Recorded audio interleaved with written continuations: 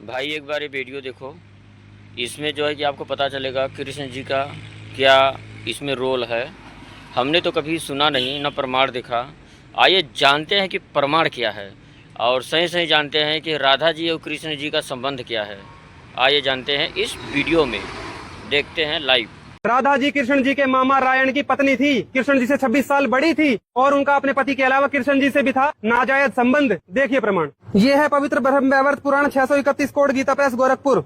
इसमें आ जाओ आप पेज नंबर 271 के ऊपर। राधा इसी वराहकल्प में गोकुल में अवतीर्ण हुई थी। उनका जन्म हुआ था। वे व्रज में वृष भानु वैश्य की कन्या हुई। 12 वर्ष बीतने पर उन्हें नूतन यौवन में प्रवेश करती देख माता पिता ने रायण वैश्य के साथ उसका संबंध निश्चित कर दिया। उसकी शादी कर दी रायण के साथ। वो रायण कौन था? श्री कृष्ण की माता जो यशोदा थी, उनका सहोदर यानी सगा भाई रायण था। वह श्री कृष्ण का मामा लगता था और रायण की पत्नी राधा लगी कृष्ण जी की मामी। और देखो मामी के साथ कैसे संबंध थे, ये देखिए। अब आगे आप पेज नंबर 488 पे। यहाँ देखिए, राधा अपने घर में रहकर बाह्य रूप से गृह कर्म में तत्पर दिखाई देती थी और घर के काम में तो सारे काम आ जाते हैं। अपने पति की भी पूरी तरह की सेवा आती है, परंतु प्रतिदिन रात में वहाँ वृंदावन में जाकर श्री हरि के साथ कृष्ण जी के साथ क्रीड़ा यानी सेक्स करती थी अपने भांजे के साथ। और राधा जी की तरह जो स्त्री 2 पुरुषों से संबंध रखती है, गलत संबंध रखती है, उसको उल्टा कहते हैं। देखिए प्रमाण। ये है पवित्र श्रीमद देवी भागवत, संक्षिप्त में है 1133 कोड गीता प्रेस गोरखपुर।